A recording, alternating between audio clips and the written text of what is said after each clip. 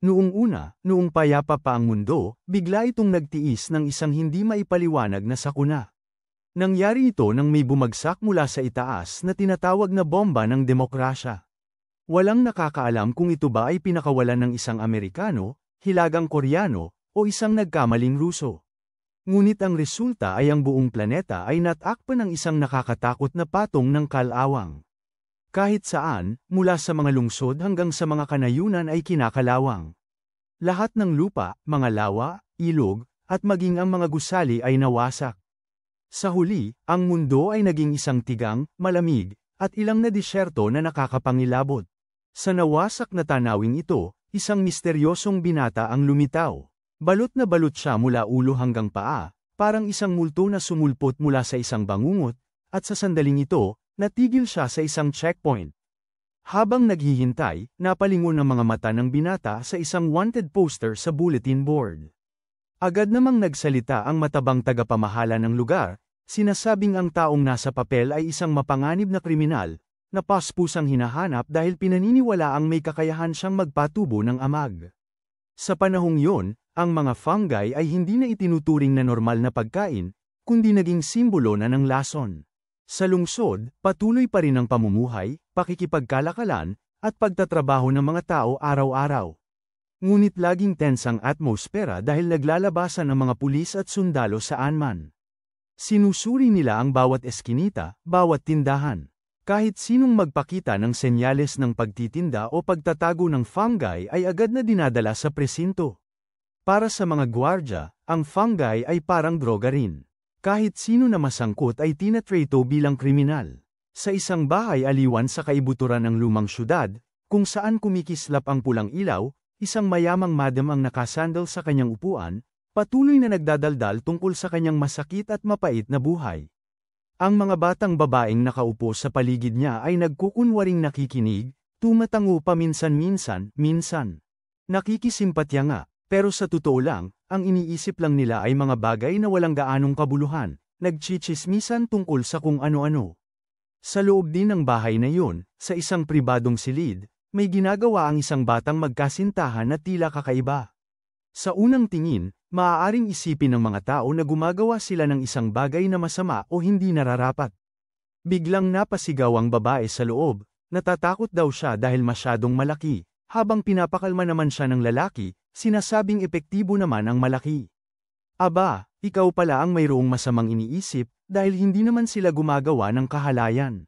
Ngunit nagtuturok at nagbibigay ng gamot para malunasan ang sakit. Ang pangalan ng binata ay Milo, isang masigasig na batang doktor na pinagkakatiwalaan ng mga tao. Ginagawa niya ang kanyang makakaya upang tulungan ang nagdurusang mga tao na mapagaling ang sakit na kalawang na unti-unting sumisira sa kanilang katawan. Dahil wala siyang sariling klinika, si Milo ay mabait na pinahiram ng isang sulok sa bahay aliwan ng mga may pusong babaeng nagtatrabaho doon upang magsilbing pansamantalang pagamutan. Isang araw, habang ginagamot ni Milo ang dalawang mahirap na mag-ama, sinabi sa kanya ng madam ng bahay aliwan na nakaupo malapit sa kanya ang tungkol sa usap-usapan na ang mga nagtatanggol sa mga fungi ang siyang may kagagawan ng sakit. Lihim nilang ikinalat ang kalawang, kaya naging tiwangwang ang mundo ngayon. Pagkatapos niyang tapusin ang kanyang gawain, inalok si Milo ng libreng gabi kasama ang ilang babae ng madam. Kinikilig na nagtawanan ng mga babae nang marinig ito, nagpapakita ng pananabik. Kung iba siguro yon, hindi sana sila ganoon kabait. Ngunit ngumiti lamang si Milo, magalang na tumanggi. Sinabi niyang sadyang gwapo siya, pero hindi basta-basta. Napatawa ang lahat sa kanyang sinabi, kaya lalo nila siyang hinangaan. Sa kanyang pag-uwi, huminto si Milo sa isang pamilyar na panaderia upang bumili ng pagkain. Kasabay nito, palihim siyang bumili ng ilang kabute mula sa may-ari ng tindahan. Ibinigay ng may-ari ang mga paninda habang nag-aalalang nagbilin na mag-ingat na huwag siyang matuklasan ng mga gwardya, dahil tiyak na magkakagulo ang buong bayan. Si Milo lang ang doktor, hindi kaya ng mga tao rito kung wala siya. Tumanggi ang may-ari na tumanggap ng bayad, dahil dati nang ginamo ni Milo ang anak niyang babae ng libre.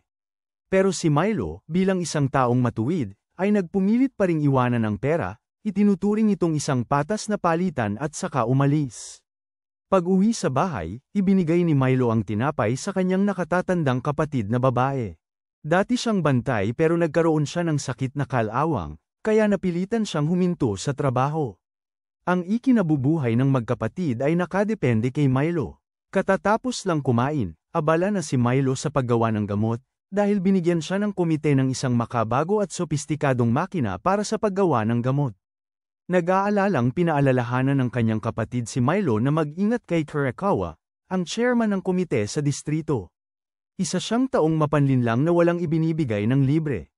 Hindi maganda ang kalalabasan kung masyado siyang mapalapit sa kanya, pero ngumiti lang si Milo, at sinabing hindi naman siya natatakot. Isa lang ang kanyang layunin, ang gumawa ng lunas para sa sakit na kalawang upang iligtas ang bayan. Samantala, sa tanggapan ng checkpoint, patuloy ang pagmamayabang ng matabang lalaki tungkol sa misteryosong kriminal na wanted. Ipinagmalaki niya na ang lalaki ay may mga pambihirang kakayahan kaya lahat ng mga bangkay sa likod niya ay dinala pabalik ng lalaking ito. Ang nakamaskarang taong kasama niya ay nagpakita ng pag-uusisa, nagtanong tungkol sa mga kakaibang bagay na malapit. Ipinaliwanag ng matabang lalaki na lahat yun ay mga bangkay lamang. Biglang nagbalita ang TV sa silid.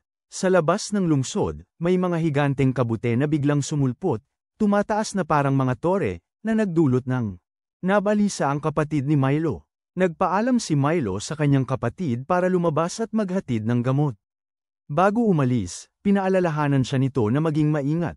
Pumunta si Milo sa panaderia para kumuha ng mas maraming fungi gaya ng plano, pero hindi niya inaasahan na nanakawan siya ng isang bata na akala niya ay pagkain. Agad niya itong hinabol, sumugod sa isang maliit na eskinita. Sa kanyang pagtataka, tinambangan siya ng bata. Nang makita ang maamong mukha ni Milo, akala ng bata ay babae siya kaya tumigil ito sa pagsalakay. Pero nakakagulat, umungol si Milo, ipinagpipilitang siya ay tunay na lalaki. Gayunpaman, hindi siya sinisi ni Milo, sa halip ay ginamo niya ang sugat sa mata ng bata, at nangako pang ililibre niya ito ng masarap na pagkain sa susunod. Pagkaalis ng bata, biglang sumulpot si Kurokawa, ang chairman ng komite ng distrito. Muli niyang ginamit ang kanyang mapanghikayat na pananalita, inaakit si Milo na sumama sa kanya sa malaking lungsod para gamutin ang mga pasyente sa mas magandang kondisyon. Matatag pa ring tumanggi si Milo dahil marami siyang pasyente sa kanyang bayang kinalakhan. Hindi sumuko si Kurokawa, sinubukan niyang lumapit pa, kaya nag-alala si Milo na baka makita ang supot ng mga kabute sa kanyang kamay. Sa gitna ng nakakakabang sandali, biglang sumulpot ang isang higanteng kabute sa mismong gitna ng kalsada. Nawala ang atensyon ni Kurokawa at bumalik siya patungo sa checkpoint. Sa opisina ng checkpoint, sinabi ng lalaking nakamaskara na kasama ng matabang opisyal na ang mga bangkay na iyon ay mga monghe. Responsibilidad niyang ibalik sila sa kanilang mga pamilya. Pansamantalang naniwala ang mga gwardya sa kanyang mga salita, hindi na nag-imbestiga pa, ngunit pinagdudahan pa rin nila ang kanyang dalang busog, dahil ang mga busog ay mga ipinagbabawal na armas sa lungsod. Sa sandaling ito, ibinunyag ng monghe ang kanyang tunay na anyo. Kitang-kita ang kanyang nagliliyab na pulang buhok. Nagdulot siya ng mabilis na pagtubo ng mga fungi, sumisira sa lahat ng bagay sa paligid. Habang tumatakas mula sa mga bantay, hindi niya sinasadyang makasalubong si Milo. Samantala, sa bahay, nagbihis na ng uniforme ng bantay ang kapatid ni Milo, desididong lumabas para protektahan ang lungsod. Nang bumalik si Milo, sinusubukang pigilan siya. Tinamaan siya nito at nawalan ng malay dahil sa sobrang daldal. Paggising niya, nakaalis na ito. Walang nagawa si Milo kundi mag-focus sa kanyang laboratorio, bumubuo ng gamot mula sa bagong nakuhang fungi. Habang nagtatrabaho, biglang may narinig na ingay si Milo sa likod niya. Paglingon niya, nakita niya ang pulang buhok na binata na nakatayo roon, kasama ang isang matandang lalaki na malubhang nasugatan. Nagpakilala ang taong ito bilang Bisco, ang lalaking hinahanap ng buong mundo. Dahil sa hinala, hiniling ng gwardya sa taong nasa harapan niya na patunayan na isa siyang monghe sa pamamagitan ng pagbigkas ng isang sipi mula sa kasulatan. Isang tila simpleng kahilingan, ngunit isa na talagang naglagay sa kanya sa mahirap na sitwasyon, dahil sa sandaling iyon wala siyang maisip na salita na isasagot. Ang katahimikang bumabalot sa kanila ay nagpadagdag sa tensyon ng sitwasyon. Alam niya na kung may maipapakita siyang anumang pagkakamali, wala nang atrasan. Sa isang iglap, pinili niyang kumilos. Pinakawalan niya ang isang malakas na pana na samire sa pintuan, nagkalat ang mga piraso ng kahoy, umuusok ang alikabok, at pagkatapos noon, agad na binaba ang malaking telang nagtatago sa lihim, at nakita si lolo ni Bisco kasama ang isang malaking alimango. Namangha ang lahat ng nakasaksi. Wala silang ibang pagpipilian kundi tumakbo agad, dahil naririnig ang mga yabag at putok ng baril mula sa malayo. Ang grupo ng mga gwardyang hippopotamus, na may dalang malalaking machine gun, ay humahabol sa kanila. Bumabagsak ang mga bala sa lupa, lumilikha ng malalalim na butas, natatakpan ng usok at alikabok ang lahat. Ang daanan. Mabilis na lumundag si Bisco sa likod ng alimasag, mahigpit ang hawak sa busog, patuloy na nagpapana ng matatalas na palaso upang harapin ang bawat papalapit na hippopotamus. Ang kanyang husay at bilis ay pumipigil sa mga gwardya na makalapit. Kasabay nito, hindi rin nagpapabeya ang kanyang lolo, gumamit siya ng mga espesyal na kabute na may kakayahang tumalon upang itulak silang dalawa pataas at lampasan ang pader ng syudad. Ang hindi inaasahang pagtalon ay lumikha ng kaguluhan sa buong bayan, kaya hindi agad nakakilos ang mga gwardya. Pagkatapos lumapag sa loob, binigyan ni Bisco si Milo ng eksaktong uri ng kabute na kailangan niya para maghanda. Gamot para gamutin ang mga sugat ng kanyang lolo. Sa ngayon, malubha na ang sugat ng matanda, basa ng dugo ang kanyang damit, at humihina ang kanyang paghinga. Si Milo, sa kanyang matalas na pangamoy na parang asong pangaso, ay naamoy na malubha ang mga sugat ng matanda at hindi na kaya ng simpleng gamot na iniinom. Nagmamakaawa si Milo na magsagawa agad ng operasyon, dahil nauubusan na ng oras ang matanda. Si Bisco, na may mabigat na puso, ay tumango sa wakas bilang pagsang-ayon. Binigyan niya si Milo ng eksaktong 10 minuto para ihanda ang gamot bago magsimula sa operasyon. Puno ng pagdududa ang puso niya, pero sa sitwasyong ito, wala nang ibang pagpipilian. Gayunpaman, hindi natapos doon ang gulo. Nang magsimula pa lang silang magtrabaho, natuklasan ng mga tauhan ng chairman ang pinagtataguan nila, at nagpaputok bilang babala na nagdulot ng matinding tensyon sa silid.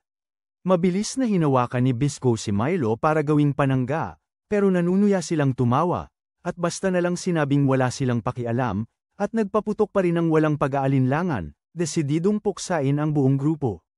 Wala nang ibang nagawa si Bisco. Panyana niya ng ilang malalakas na pana para pigilan ang pag-abante ng kalaban, habang matiyagang naghihintay. Para sa mga alipors na uloy kuneho na lumapit. Nang sumugod na sila, agad niyang sinunggaban ang pagkakataon, naghahandang ilayo sina Milo at ang kanyang lolo. Ang klinika ni Milo ay nababalot na ng amag at lubusang nawasak, parang isang sirang-sirang gubat. Bagamat ikinalulungkot ito ni Milo, wala siyang magagawa. Kung hindi nila isasakripisyo ang lugar na ito, mapapahamak ang buong grupo. Sa kritikal na sandaling ito, dumating ang kapatid ni Milo na nagmamaneho ng sasakyan, bumangga diretso sa lugar kung saan nakaharang ang mga gwardya. Dahil isa siyang mataas na opisyal, agad sumunod sa kanyang utos ang mga sundalong gwardya. Iniulat ng detalyado ang sitwasyon. Noong hapon na yon, si Bisco at ang kanyang lolo ay muntik ng maipit. Kinailangan nilang gamitin muli ang espesyal na halamang singaw na panlukso upang makalipad sa ibabaw ng pader ng lungsod. Isang mapanganib na desisyon, ngunit ang tanging paraan upang makatakas. Gayunpaman, nang malapit na silang umalis, isang higanteng hippopotamus ang biglang sumugod sa kanila. Nakabuka ang malawak na panga na para bang gustong makipaglapit kay Bisco sa pamamagitan ng isang nakamamatay na kagat. Nakakagulat, namangha ang lahat nang makita si Bisco na nag-iisang buhati ng buong hippopotamus at itapon ito sa malayo. Sa ibang lugar, nakatayo si Kurokawa at naghihintay, sa tabi niya ang isang babaeng kulay rosas ang buhok. Humingi siya ng paumanhin kay Kurokawa dahil sa kapabayaan na nagpahintulot kay Bisco na makatakas, ngunit parang hindi siya masyadong nag-alala. Sa malamig na mukha, agad niyang inutusan ang kanyang mga tauhan na ipagpatuloy ang plano, dahil ang pangunahing iniisip niya ay pigilan si Bisco na direktang makaharap ang pangunahing puwersa ng bantay, upang maiwasan ang labis na gulo. Ilang oras bago yon, nakatawid na sina Bisco at ang kanyang lolo sa pader ng lungsod, at nakahanap ng isang sulok para makapagpahinga. Ang lolo ni Bisco ay naghihirap na ngayon sa malubhang sakit na kalawang. Alam niyang wala na siyang gaanong oras. Sinikap niyang turuan si Bisco na magpatuloy sa pagpupunyagi, kahit wala na siya sa tabi nito sa hinaharap. Sa kanyang paningin, si Bisco ang pinakamalakas, ang tanging pag-asa. Natutunan na niya ang lahat ng kasanayan na itinuro ng kanyang lolo, maliban sa kakayahang gumawa ng gamot. Ayaw makinig ni Bisco, umiiling, talagang hindi matanggap na gaanong pinapagaan ng kanyang lolo ang sarili niyang buhay. Napakarami na nilang pinagdaanan. Winasak ang maraming harang upang mahanap ang bihirang fungus na kumakain ng kalawang sa pag-asang makagawa ng lunas para sa kanyang lolo, kaya siya. Nanumpa siyang hindi niya hahayaang mamatay ang kanyang lolo, sa kabila ng lahat ng panganib. Lumapit si Bisco kung saan nagpapahinga ang alimango, nang biglang may ramagasan na rocket sa himpapawid. Agad niyang binunot ang kanyang pana at pinakawala ng isang palaso. Sumabog ang rocket sa ere, nagkalat ang mga piraso, na ikinagulat ng babaeng nagpapatakbo ng sasakyang kuhol sa himpapawid. Nakakaramdam ng panganib na papalapit, dali-daling sinabi ng lolo ni Bisco na magtago siya sa ilalim ng alimango para maiwasan ang lason na ibubuga ng kuhol.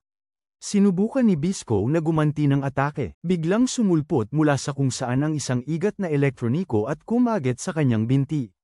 Nang sandaling yun, nagpakawala ng sunod-sunod na bala ang eroplano sa itaas.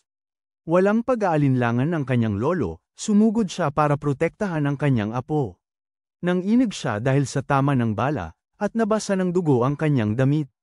Natigilan si Bisco. Hinigpitan ni Bisco ang hawak sa pana, ipinon ang lahat ng kanyang lakas para bumaon ang isang nakamamatay na palaso, na siyang dahilan upang sumabog at bumagsak ang eroplano.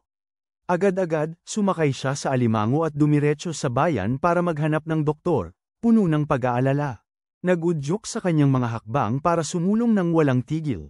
Nang magawa ng dalawa na magtago sa kanal sa ilalim ng lupa, nagulat si Milo sa tibay ng lolo ni Bisco, nakatanggap ng 6 na bala at hindi pa rin bumabagsak, na para bang ang kanyang katatagan ay naging alamat na. Nagmamadaling tinanong ni Bisco si Milo kung kaya niyang gamutin ang kanyang lolo. Buong tiwalang sinagot ni Milo na kaya niya. Nagpas siyang lumabas si Bisco at lumikha ng kaguluhan para bigyan ng oras si Milo na magamot. Ngunit mariing iginiit ni Milo na gamutin muna ang mga sugat ni Bisco bago niya ito payagang lumabas para makipaglaban. Ibinigay ni Bisco ang kanyang lolo kay Milo at saka dali-daling lumabas. Sa ibang lugar, nakatanggap ang kapatid ni Milo ng impormasyon na ang direksyon na tinatahak niya ay isang patibong pala na gawa ng mga tauhan ni Kirokawa, at ang tamang direksyon ay pakanluran. Pinayuhan siya ng isang gwardya na pakalmeyan ang sarili bago pa marinig ang iba, dahil natuklasan lang nila ang isang higanteng kabute na tumutubo mismo sa klinika ni Milo, na lubusang sumisira sa lugar. Galit na galit ang kapatid ni Milo pero kailangan pa rin niyang magbigay ng utos sa kanyang mga tauhan, at pagkatapos ay nagpas siyang mag-isang tumungo diretso sa kanluran. Samantala, nilinis na ni Bisco ang lahat ng sundalo ni Kirokawa, at itinira lamang ang babaeng kulay rosas ang buhok. Dahil medyo nakakatuwa ang kanyang hitsura, sinimulan siyang tanungin ni Bisco. Bigla namang dumating ang kapatid ni Milo na mabilis na nakasakay sa scooter. Agad na ginamit ni Bisco ang fungi para itumba ang sasakyan, pero hindi natinag ang kapatid ni Milo, sumugod agad para umatake.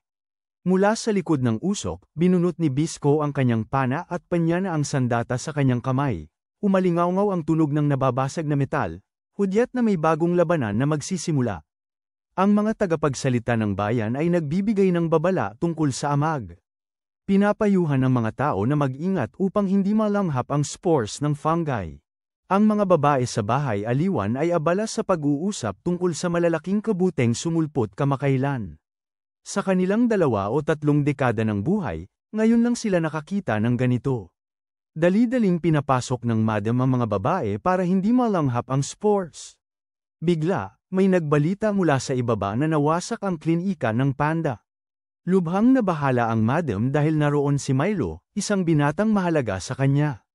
Samantala, abala si Milo sa pagsasali ng dugo kay lolo ni Bisco. Malapit nang bumagsak ang matanda dahil sa nakapipinsalang sakit na kalawang. Salamat sa isinaling dugo, unti-unting nagkamalay ang matanda. Gayunpaman, nariyan pa rin ang malupit na katotohanan na labis ng kinain ng kalawang ang kanyang katawan. 1 buwan na lamang ang kanyang itatagal bago tuluyang masira ang mahahalagang organo. Sa kabila nito, nanatili siyang kalmado. Pinuri niya ang galing ni Milo, sinasabing ang batang ito ay may mahusay na kamay, kapwa maingat at matyaga. Pagkatapos ay nagpakilala siya bilang si Jabay, ang master ni Bisco. Sa labas, matindi ang labanan sa pagitan ni Bisco at ng kapatid ni Milo. Sinalakay nila ang isa't isa, nagpakawalan ng matitinding atake, ang tunog ng nagtatamaang bakal at mga ungol ay nagpabigat sa kapaligiran. Bagamat umaatake si Bisco, patuloy niyang pinapayuhan ang kapatid ni Milo na tumigil, dahil sa bawat pagtama niya, ang kalawang sa kanyang katawan ay kumakalat, na nangangahulugang papalapit ang kanyang kamatayan, ngunit walang pakialam ang kapatid ni Milo. Sa kanyang paningin, galit lamang ang naroon. Matatag siyang naniniwala na si Bisco ang dahilan ng paglitaw at pagkalat ng kalawang, kaya hindi siya maaaring tumigil, paliwanag ni Bisco, sinusubukang kumbinsihin siya. Ngunit ang galit sa puso ng kapatid ni Milo ay napakalaki, kaya hindi umaabot ang mga salitang iyon. Habang abala ang dalawa sa paglalaban, sa ibang lugar naman, sinasabi ni Jabay kay Milo ang isang katotohanang kakaunti lang ang nakakaalam, na ang mga fungi ay hindi nagkakalat ng kalawang gaya ng iniisip ng mga tao. Sa halip, kinakain ng mga fungi ang kalawang para mabuhay at lumaki. Ipinaliwanag pa niya na ang mundong ito ay likas na mahirap at malupit, kaya't kinailangan ng mga organismo na magbago para makibagay, at ang mga fungi ang unang species na nagkaroon ng espesyal na kakayahang ito. Ikinwento niya na sa loob ng mahabang panahon, sinubukan ng mga taong katulad niya na magtanim ng fungi sa mga parte ng katawan o bagay na apektado ng kalawang, at sa paglipas ng panahon, unti-unting sinisipsip at nililinis ng mga fungi ang kalawang. Ngunit dahil ang pagbabago ay nangyari ng dahan-dahan, nakita lamang ng mga tagalabas ang mga halamang singaw na tumutubo mula sa mga bahagi ng kalawang, at agad na naghinuha na ang mga halamang singaw ang sanhi. Lumaki ang maling pagkaunawa na ito, lalo na noong ang mga nagtatanggol sa mga halamang singaw ay hindi marunong magpaliwanag, kaya lalong nagkaroon ng maling akala at pagkamuhi sa kanila ang mundo. Gayunpaman, hindi pa rin nagawang baguhin ng taos-pusong salita ni Jabay ang kapatid ni Milo. Galit niyang inihagis ang kanyang sasakyan kay Bisco, dahilan upang siya ay mapatalsik sa malayo. Si Bisco, kahit nasasaktan, ay pilit pa ring ipinapaliwanag na nagtatanim lamang siya ng halamang singaw sa mga bahagi na kinakalawang upang gamutin sila, at hindi kailanman humingi ng pasasalamat mula sa kahit kanino. Gayunpaman, hindi siya naiintindihan, sinaktan, itinuring na kaaway. Malinaw na siya ay nasasaktan, nakakaramdam ng sama ng loob, ngunit nanatiling matyaga. Iba ang kapatid ni Milo. Gusto lamang niyang malaman ang tunay na layunin ni Bisco. Nang napilitan si Bisco na aminin na siya at si Jabay ay naghahanap ng isang napakabihirang halamang singaw na kumakain ng kalawang, na itinuturing na isang kahangahangang lunas na maaaring gamutin ang kalawang kahit saan. Ang kapatid ni Milo, si Pauwo, nang marinig ito, ay lalong nagalit, naniniwalang lahat ng ito ay isa lamang dahilan, pero wala nang pakialam si Bisco. Ipinagmalaki pa niya na nakahanap siya ng magaling na doktor dito, nakamukhang kamukha raw ni Pauwo, kaya hinala niya ay magkamag-anak sila. Ang sinabing yun ay parang nagdagdag ng gatong sa apoy. Nagalit ng husto si Pauwo, at padalos-dalos na sumugod para sirain ang buong pader na kinatatayuan ni Bisco. Pero sa pagkakataong ito, kumilos agad si Bisco. Ginamit niya mismo si Milo para inisin siya, para akitin siya sa kanyang patibong. Sa kanyang galit, mas matindi ang pag-atake ni Pauwo, at sa sandaling yun, mahusay na nagtatanim ng fungi para tumubo sa kanyang sandata. Nang makita ito, hindi niya maiwasang makaramdam ng pait, dahil ang trabaho niya noon ay magtanim ng fungi para iligtas ang mga tao, hindi para gamitin ang mga ito upang labanan ng isang babae, ngunit napilitan siyang gawin ito dahil sa laban. Panyana ni Bisco ng palasong pampatulog, pagkatapos ay mabilis niyang sinalo ang katawan ni Pauwo habang bumabagsak ito. Dahil ayaw niyang masaktan ito, maingat niya itong binuhat, dinala pabalik sa tagwang lugar sa ilalim ng lupa. Doon, muling nakatagpo ni Bisco ang kanyang lolo, na hindi na mukhang isang ulyanin, kundi mukhang malusog na parang 18 taong gulang, na nagpatindig balahibo kay Bisco hanggang sa halos maiyak siya.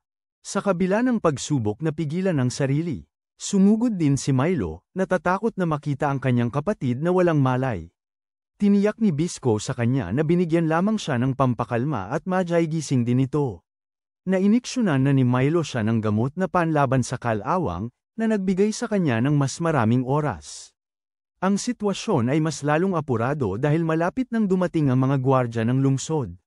Nagpas siyang magkusang loob si Jabay na Maiwan upang hadlangan sila, upang bigyan ng oras ang mga kabataan na makatakas. Hindi sumang-ayon si Bisco dahil naiintindihan niya na kung wala ang kanyang lolo, wala nang sinumang maaaring maghanda ng gamot. Sa puntong ito, biglang humakbang si Milo, iginiit na kaya niyang pumalit, na matututo siya at gagawin ito ng buong puso. Tumutol si Bisco, naniniwalang masyadong malupit ang mundo sa labas para sa isang tulad ni Milo. Pero nanindigan si Milo dahil hindi lang niya gustong magpagamot, kundi gusto rin niyang humanap ng lunas para iligtas ang huling miyembro ng kanyang pamilya. Nang makita ang determinadong tingin sa kanyang mga mata, sa wakas tumango si Bisco bilang pagsang-ayon na sumama si Milo. Sakto namang dumating ang mga gwardya, kaya napilitang hamarang si Jabay sa kanila. Nagpasya si Milo na iwanan ang kanyang kapatid, inilagay sa tabi niya ang isang bag ng gamot na panlaban sa kalawang upang mapanatili ang kanyang buhay. Ang tagpo ng pamamaalam ay puno ng pigil na damdamin, ngunit bago pa man matapos, hinayla na ni Bisco si Milo palayo ng mabilis. Dahil nauubos na ang oras, nagmadali sila patungo sa tarangkahan, ngunit doon mismo sila naharang. Isa pang grupo ng mga bantay ang lumapit mula sa likuran, pinalibutan silang dalawa. Mabilis na hinugot ni Bisco ang kanyang pana at pinakawalan ng isang espesyal na palaso. Gumuho ang tulay sa harapan, dahilan para mahulog silang dalawa mula sa tarangkahan ng lungsod. Sa sandaling yun, sa gitna ng lahat ng panganib, nanatili na lamang ang isang marupok na pag-asa na sila ay para makaligtas at makalakad sa mahirap na landas na nasa unahan. Sa unang araw sa labas, si Milo ay patuloy na nagsalita, walang tigil na nagkukwento tungkol sa iba't ibang bagay, na kinaiinisan ni Bisco, na laging nakasimangot ang mukha. Walang pakundangang inisip ni Milo na marahil ay naligaw sila, ngunit matigas na tumanggi si Bisco na aminin ito. Ang pagmamalaki ng isang ipinanganak na sanay sa paglalakbay, na namuhay sa malayang likas na ugali sa kalikasan, ay hindi papayag sa kanya na aminin na nagkamali siya ng direksyon. Nagpatuloy sa paglalakad ang dalawa hanggang sa makarating sila sa isang lugar na may lumot na lumulutang sa ibabaw ng tubig. Agad na nabighani si Milo, nagningning ang kanyang mga mata.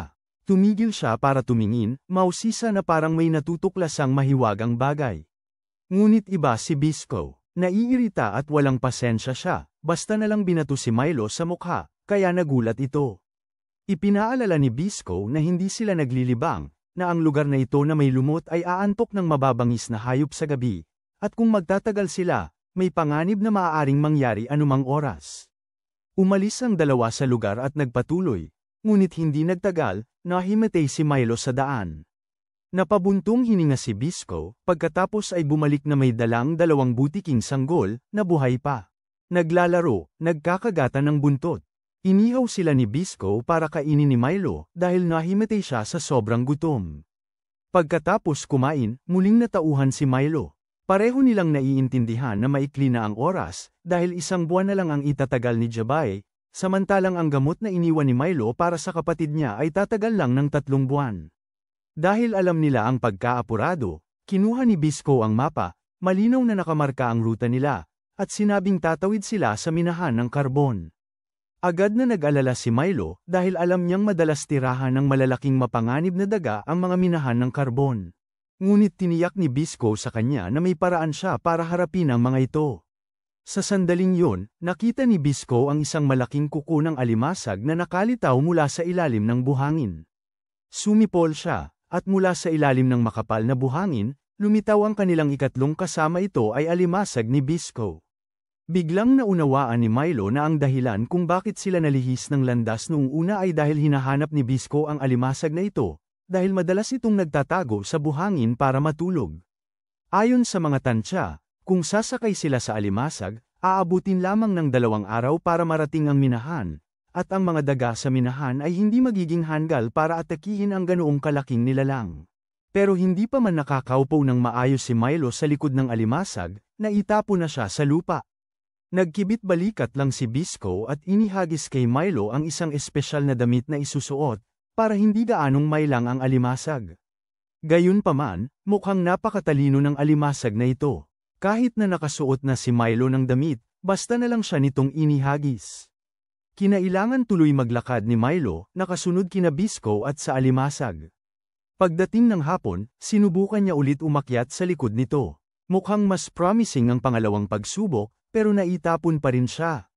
Nagpatuloy ito, paulit-ulit na sinubukan ni Milo, hanggang sa punto na ang alimasag ay umikot, anupat nahilo siya, nakitang dumidilim at pagkatapos ay muling lumiliwanag ang lahat. Kinabukasan, habang matiyag ang nagpapraktis si Milo sa pagsakay sa alimango, si Bisco naman ay naghahanda ng lason na solusyon mula sa halamang singaw para ibabad ang kanyang mga palaso. Biglang, may lumitaw, biglang nagpreno si Milo, natapon sa harap ng isang babae, at nagkataon, iyon ang babaeng kulay rosas ang buhok na nakasalubong na ni Bisco noon. Tiningnan niya si Milo na may mga matang nagtataka at nang-aasar, binibiro siya tungkol sa pagkakaroon ng napakalaking alimango.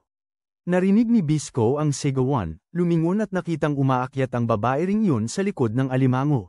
Habang kumakapit si Milo sa kuko nito, agad na gumamit si Bisco ng palasong binasa sa fungus upang magbigay babala.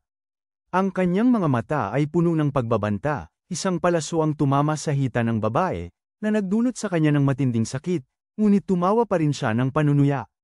Lumalabas na gusto niyang akitin si Milo, nangangakong ipakita sa kanya kung paano sumakay sa alimasag, ngunit ang totoo ay balak niyang nakawin ito. Sa sandaling yon, hindi inaasahang gumawa ng ibang bagay si Milo. Kinausap niya ang alimasag, humihiling na yumuko ito upang malagyan niya ng gamot, at nakakagulat na sumunod naman ang alimasag. Namangha si Bisco, dahil si Milo, kahit hindi makasakay dito, ay napakiusapan ang alimasag na makipagtulungan. Mula noon, binago ni Bisco ang kanyang plano. Hindi na kailangang magsanay sa pagsakay si Milo, at nagpatuloy ang tatlo sa kanilang paglalakbay ng sama-sama. Nang gabing yon, huminto sila para magpahinga sa isang templo sa bundok. Dito, nakakagulat na nakita nila muli ang babaeng kulay rosas ang buhok. Mukha siyang hindi komportable, parang may bumabara sa kanyang lalamunan. Mabilis na lumapit si Milo at tinapak ang kanyang likod para subukang iluwa ito, pero hindi sapat. Sa isang padalos-dalos na kilos, idinikit ni Milo ang kanyang mga labi sa kanya, parang isang sapilitang halik, para bunutin ang isang uod mula sa kanyang lalamunan. Ipinaliwanag ni Milo na ito ay isang uri ng balot na karaniwang ginagamit para pigilan ang mga alipin, upang hindi sila makatakas. Akala ng babae noong una na tinulungan siya ng dalawa dahil gusto lang nila ang kanyang malinis na katawan, ngunit malamig na sinabi ni Bisco na hindi siya interesado. Nang marinig ito, napahiya si Milo, at agad na inasal ni Bisco dahil birhen pa siya. Halos ikinagalit ni Bisco na bunutin ang kanyang pana para barilin siya, habang kalmadong sinabi ni Milo na gusto lang niya ng pagkain. Sa wakas, binuksan ng babaeng kulay rosas ang kanyang bag, inilaladlad ito sa harapan nilang dalawa para sa kanila na pumili. Pumili si Milo ng isang pakete ng crackers, habang pumili si Bisco ng ilang pana. Pagkatapos, humingi ng bayad ang babae na ikinainis ni Bisco. Pero pumayag pa rin si Milo na magbayad. Masaya pa nga niyang inalok si Bisco ng tikim ng crackers, at natagpuan nilang pareho na napakasarap ng lasa. Gayunpaman, pagdating sa gasolina, ayaw niya itong ibenta, at itinapon pa nga ito sa harap nila. Nang gabing yon, biglang lumindol. Nagising si Bisco, habang nakasakay naman si Milo sa alimango, tumatakas. Natuklasan ni Bisco na nakahiga na siya ngayon sa likod ng isang higanteng insekto. Sumigaw si Milo na isa itong buhay na tanggulan. Kapag bumangga ito sa minahan ng karbon, sisabog ang buong minahan. Alam na alam ni Bisco na ang uring ito ay isang insektong kumakain ng buto, at nagising ito dahil sa natapong gasolina ng babaeng kulay rosas ang buhok. Malakas na sumigaw si Bisco, ipinapakita kay Milo kung paano idirekta ang alimasag na tamaan ang ulo ng insekto para mapahinto ito.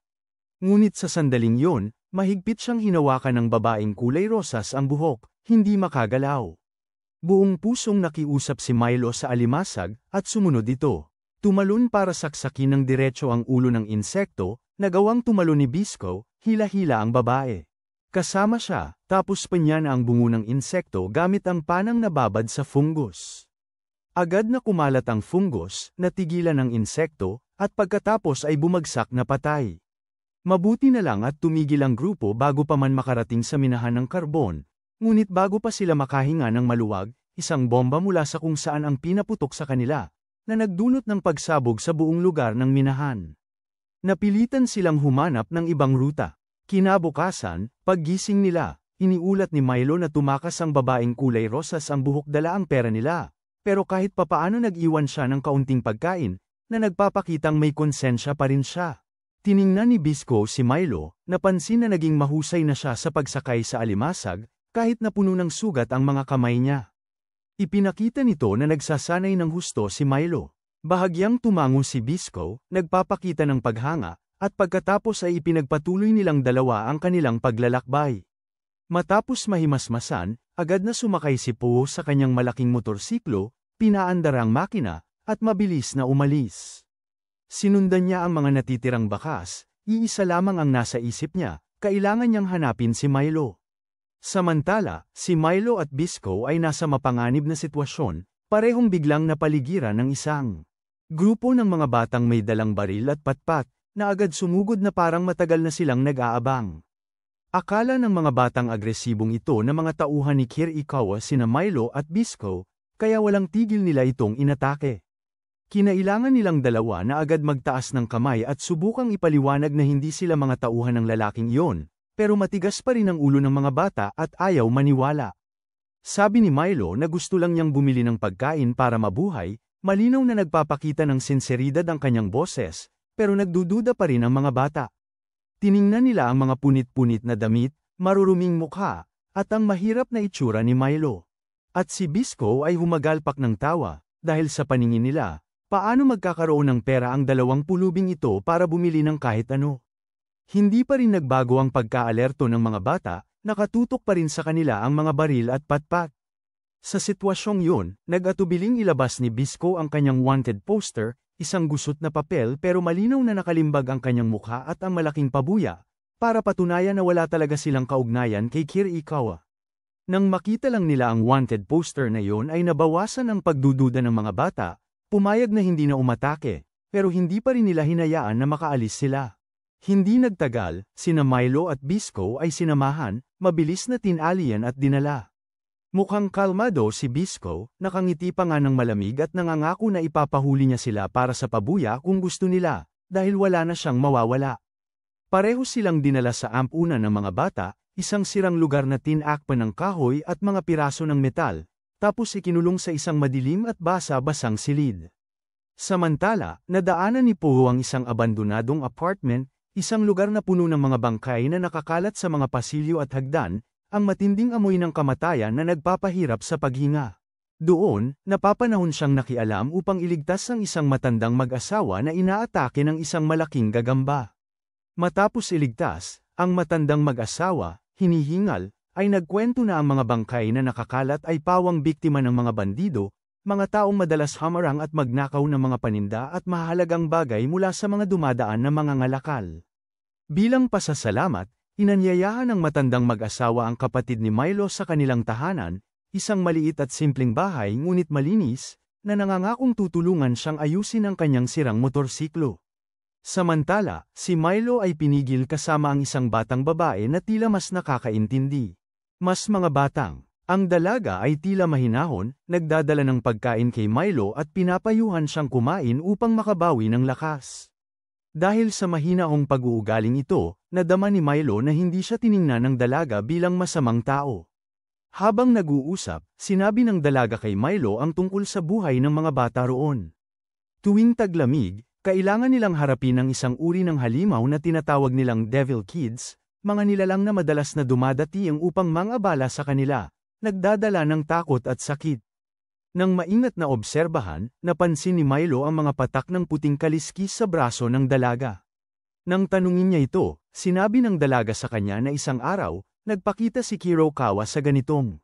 Ipinahayag na ang mga bata ay nahawaan ng sakit na kalawang, kaya kinailangan ng mga nakatatanda na magtrabaho para sa kanya upang kumita ng pera na pambili ng gamot para sa pagpapagaling. Nang marinig ito, agad na napagtanto ni Milo na ito ay isang kasinungalingan, dahil ang mga marka sa braso ng babae ay hindi sakit na kalawang gaya ng sinabi niya. Samantala, pagdating ni Poe sa bahay ng matandang mag-asawa, Ikinwento nila sa kanya ang isang lumang kwento tungkol sa kung paano sila dating nakatira sa isang mataong bayan kung saan unti-unting nagsimulang maghirap ang mga tao sa kakilakilabot na sakit na kalawang. Isang araw, may isang nagpakilalang tagapagtanggol ng fungi ang lumitaw, nagmamayabang na kaya niyang pagalingin ang sakit. Noong una, nagpakita nga ng pagbuti ang sakit, kaya naniwala ang mga tao at nagpasalamat sa kanya. Ngunit, kalaunan, isa-isa muling namatay ang mga tao, nabubulok ang kanilang mga katawan dahil kumakalat ang kalawang sa kanilang katawan. Bago umalis, malamig na sinabi ng nagpakilalang tagapagtanggol na isa lamang itong eksperimento. Sa narinig na ito, bumugso ang galit sa puso ni Poe, lumalakas ang kanyang pagkamuhi sa tinaguriang tagapagtanggol ng fungi. Humiram siya ng mga kasangkapan sa matandang mag-asawa at siya mismo ang nag-ayos ng kanyang motorsiklo. Gayunpaman, habang nagtatrabaho, nakarinig siya ng kakaibang mga tunog na nagmumula sa kalapit na kuweba. May masamang kutob, pumasok siya para tignan at nagulat nang matuklasan na ang yungib ay puno ng tuyong buto at mga bangkay. Ang totoo, ang matandang mag-asawa ay mga masasamang mamamatay tao, pumapatay ng tao para masiyahan ang kanilang malupit na hilig. Balak pa nga nilang gawin siyang isang parang manika. Nang matuklasan niya sila, tila kampante sila. Naniniwalang nainom na niya ang laso na inilagay nila sa kanyang pagkain kanina, pero nakapagtataka, naamoy na niya ang kanilang balak at hindi niya ito ininom. Nang aatake na sana siya, isang bangkay biglang sumugod mula sa dilim, ang bibig nito'y nagbuga ng nakal-alasong usok na lumabos sa lugar.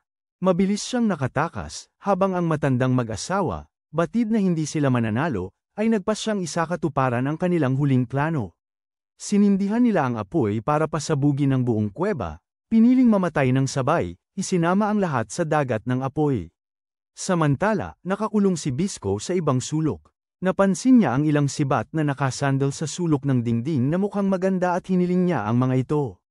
Dahil dito, ikinwento sa kanya ng dalawang batang nagbabantay sa kanya ang tungkol sa kanilang mga magulang, na dating mababait na mangingisda ngunit pinatay dahil sa pagtutol kay Kirkawa. Nang ipahayag ni Bisco ang kanyang pagnanais na magkaroon ng sibat, nagalit ang batang may hawak ng baril. Nagbabalak sanang kalabitin ang gatilyo at bumaril, ngunit sa huli tumigil dahil natakot na mawala ang gantimpala kung sakaling mapatay nila si Bisco. Hindi nagtagal, sumugod ang grupo ng mga bata, ipinagyayabang na gumaling ang kanilang sakit dahil kay Milo, na bahagyang nagpagan sa tensyonadong sitwasyon. Mula sa dalawang bantay, isa na lamang ang natira, nakatitig ng husto sa isang luma at punit-punit na mapa. Agad sinabi ni Bisco na alam niya ang lugar na iyon, at masigasig na ikinwento kung paano siya nailigtas noon ng isang tagapagtanggol na fungi, kaya naman gusto niyang tumbasan ang pabor. Pagkatapos ay iniabot ng bata ang mapa kay Bisco, at tumakbo upang umihi, iniwan si Bisco. Nag-iisa sa selda, sinamantala ang pagkakataon, mabilis na tinanggal ni Bisco ang kanyang posas at tanikala. Kasabay nito, hindi lamang ginamo ni Milo ang sakit kundi maingat ding nagreseta ng gamot, nagturo kung paano ito ihanda, at nagbigay ng tiyak na gabay sa mga bata. Nagpapasalamat sa kanya, gusto siyang bayaran ng mga bata, ngunit nang hilingin ni Milo na palayain si Bisco, mariing tumanggi ang pinuno ng grupo, dahil naniniwala siyang kailangan nila ng pera para bumili ng armas para labanan ang grupo ng mga pufferfish bago dumating ang taglamig. Pagkatapos sabihin ang mga salita, dumating ang isang malaking grupo ng mga pufferfish. Naghahanap ng pagkain, mabilis na nahuli ng isa sa kanila ang pinuno ng grupo. Agad na sumugod si Bisco para sagipin siya, na buong lakas na winasiwas ang sibat, hinati ang pufferfish sa isang malinis na tira. Bagamat nakakalungkot na walang bigas para gawing kilawin, nangako si Bisco na tutulungan ang mga bata na malampasan ang panganib pero inamin niyang hindi siya marunong magbasa. Kaya't sa tuwing papanayin niya ang mapa, kailangan basahin ng batang bantay ang pangalan ng lugar kay Bisco. Nang matapos basahin ang mapa, umatras na ang grupo ng pufferfish.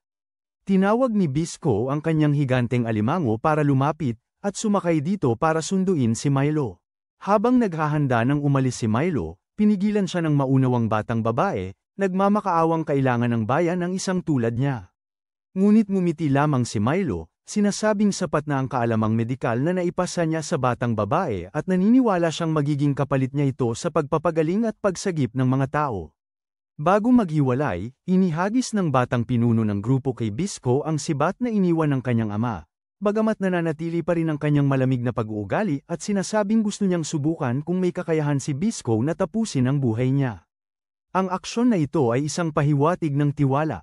Samantala, si Kurokawa ay patuloy pa ring naghahanap ng todo, ginagamit ang lahat ng kanyang tauhan para hanapin si Jabay pero hindi pa rin siya nahuhuli. Bigla, sinenyasan niya ang kanyang mga tauhan na huminto, yumuyuko. Lumapit siya sa isang taong nakatayo sa dulo ng linya, kitang-kita sa mukha niya ang pagdududa. Madiin niyang inalis ang sombrero na nakatakip sa ulo ng tao at agad na ibinunyag ang tunay na mukha. Si Jabay pala na nagbalat kayo. Bisco at Milo ay dumaraan na ngayon sa malawak at manyebeng rehiyon, ang lamig ng hangin ay tumutusok ng husto kaya bawat hakbang ay parang doble ang bigat. Si Milo ay nanginginig mula ulo hanggang paa, ang kanyang hininga ay nagiging puting usok, halos hindi na kumilos ng maayos dahil tila tumatagos ang lamig sa kanyang mga buto. Tila hindi alintana ni Bisco, sa halip ay tumawa ng may panunuya, kumikislap ang kanyang mga mata na may paghamak nang makita si Milo na nahihirapan. Ang kanyang tawanan na umaalingaw sa tahimik na lugar ay nagpakunot-noo kay Milo dahil sa pagkapahiya. Habang sinusubukang maglakad, biglang natuklasan ng dalawa ang isang puting kuneho na tumatalon sa makapal na nyebe. Agad na binunot ni Bisco ang kanyang pana na may balak itong hulihin, ngunit hindi inaasahan na pumagitna si Milo, mabilis na sinunggaban ang pagkakataon. Hinayla niya ng mahigpit ang kwerdas ng pana, nagpakawala ng isang palaso, ngunit dahil sa kanyang nanginginig na mga kamay, kumawala ang pana sa landas nito, at hindi tinamaan ang kuneho. Ngunit, sa halip na walang silbi, ang pana ay kumalat at naging isang lambat, dahilan para mahuli ang kuneho. Nagulat si Bisco sa sandaling iyon, habang nakangiting ipinaliwanag ni Milo na gumawa siya ng mga espesyal na pana gamit ang seda ng gagamba. Parehong malikhain at kapaki-pakinabang, malamig na suminghal si Bisco, sinasabing isa lamang itong uri ng pandaraya, ngunit malinaw sa kanyang mga mata ang pagkilala sa talino ni Milo. Hindi pa sila nakakalayo nang makasalubong nila ang babaeng kulay rosas ang buhok na nakita nila kanina, natigil sa loob ng makapal na yelo, halos hindi makagalaw ang katawan. Mabilis siyang dinala ng dalawa sa isang maliit na kuweba malapit para magpainit. Naisip ni Milo kung paano siya nakarating sa lugar na iyon bago pa sila, at napabuntong hininga siya. Ipinapaliwanag na kinumpuni niya ang isang lumang helicopter sa templo, lumipad papunta rito, ngunit sa kasamaang palad ay pinabagsak ng mga kanya ng militar. Nang marinig ito, agad na nagbitiw ng mapait na salita si Bisco na karma raw na ang gumagawa ng mabuti ay nakakatagpo ng mabuti, habang ang gumagawa ng masama ay naghihintay lamang ng ganti. Galit na sumagot ang babae, sinasabing hindi niya sinasadyang lumikha ng masamang karma, na lahat iyon ay dahil sa kapalaran. Ang agos ng buhay na nagtutulak sa kanya mula sa isang sakuna patungo sa isa pa. Ang kanyang mga salita ay may bahid ng kawalan ng pag-asa, ibinulong pa niya na marahil dapat na lamang siyang mamatay para matapos na ang lahat. Itinaas ni Bisco ang isang mainit na piraso ng metal at idiniin ito sa kanyang noo na parang sinusubukan ang kanyang determinasyon, dahilan upang siya ay agad na sumigaw at magmura, nanginginig sa galit, ngunit ang reaksyong ito ang nagpatunay na hindi niya talaga gustong mamatay. Pagkatapos na medyo makabawi, nagpatuloy ang tatlo sa kanilang paglalakbay, ngunit hindi gusto ni Bisco na magkaroon ng karagdagang kasama.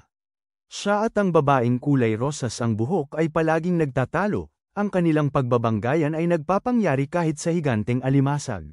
Inis, na ginamit ang mga kuko nito para itumba silang dalawa sa lupa bilang babala.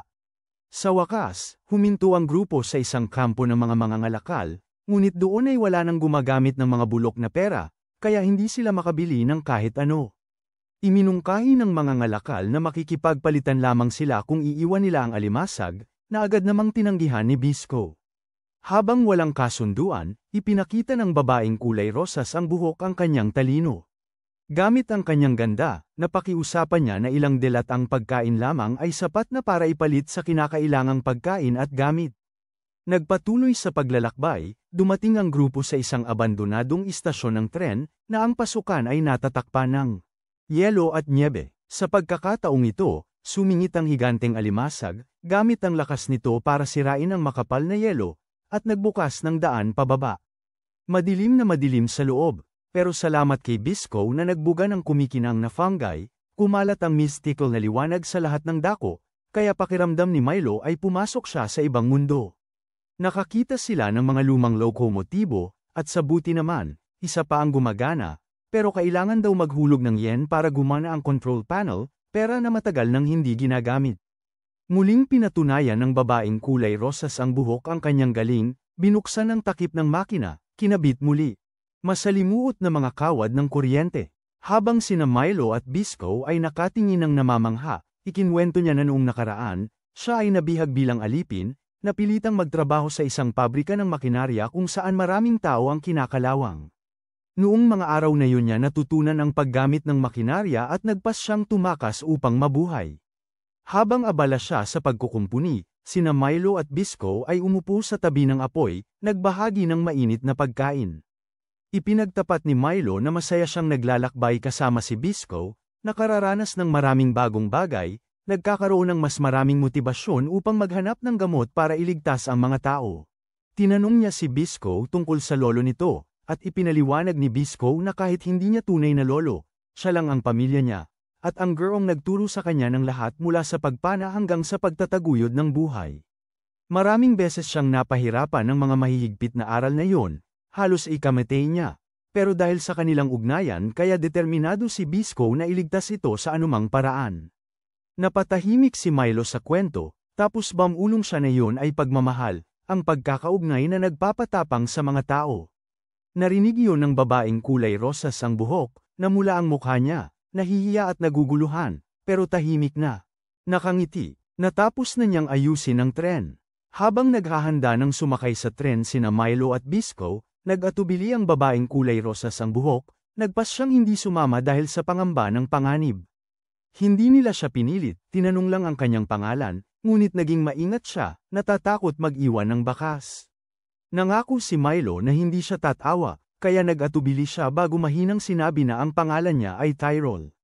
Ngumiti si Milo at pinuri ang kanyang magandang pangalan, na hindi niya inaasahan na ikakilos niya.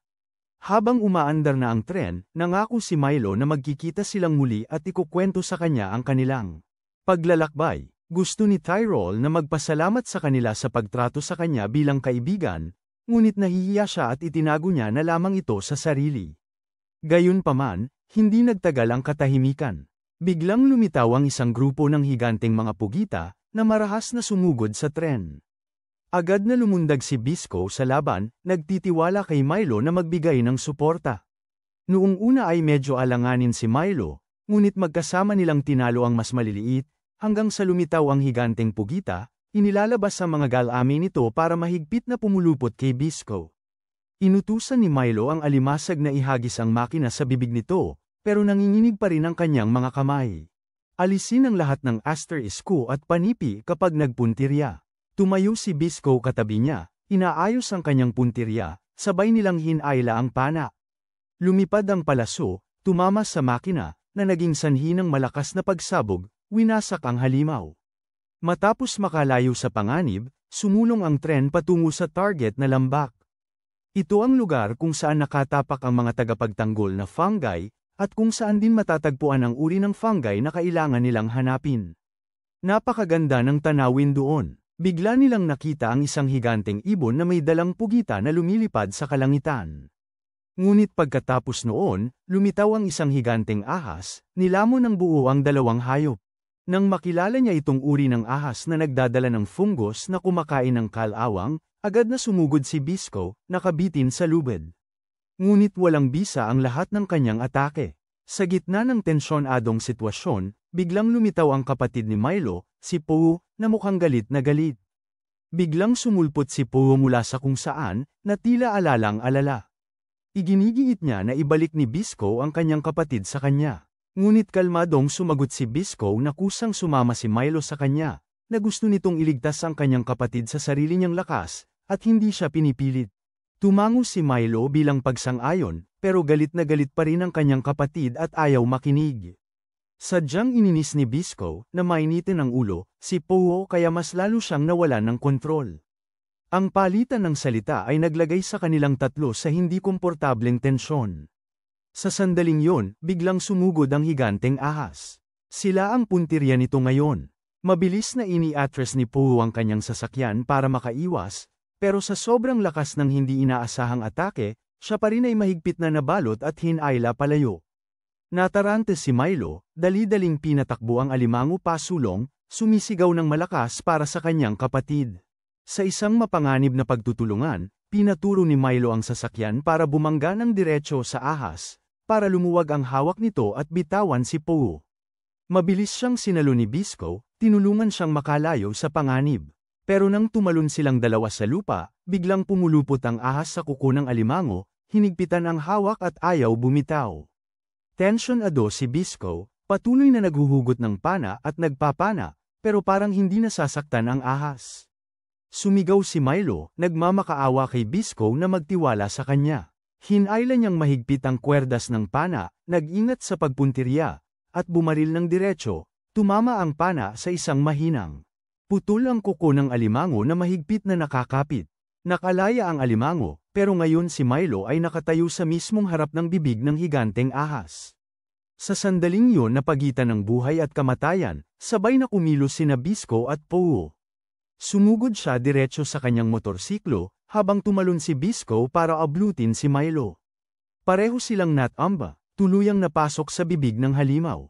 Sa loob ng katawan ng ahas, mabilis na isiniksik ni na Milo at Bisco ang isang bante ng fungi sa bibig nito. Nang marahas na sumabog ang fungi, ginamit ni Bisco ang sariling sandata ni Poe para saksakin mula sa loob, nabasag ang bungo ng ahas. Ang dalawa ay nakatakas sa isang mabilis na pagtalon, ligtas na bumagsak sa lupa, basang-basa ng pawis, ngunit ang kanilang mga mata ay nagliliwanag pa rin sa determinasyon. Muling nakasama ang kanyang kapatid, sa wakas ay naipaliwanag ni Milo ang lahat, na ipinauunawa sa kanya na sumama siya kay Bisco para iligtas siya, hindi dahil siya ay pinilit. Magkasama nilang tiningnan ang bangkay ng ahas, napansin ang kakaibang uri ng fungus na tumutubo sa katawan nito. Sigurado si Milo na ito ang fungus na kumakain ng kalawang na matagal na nilang hinahanap.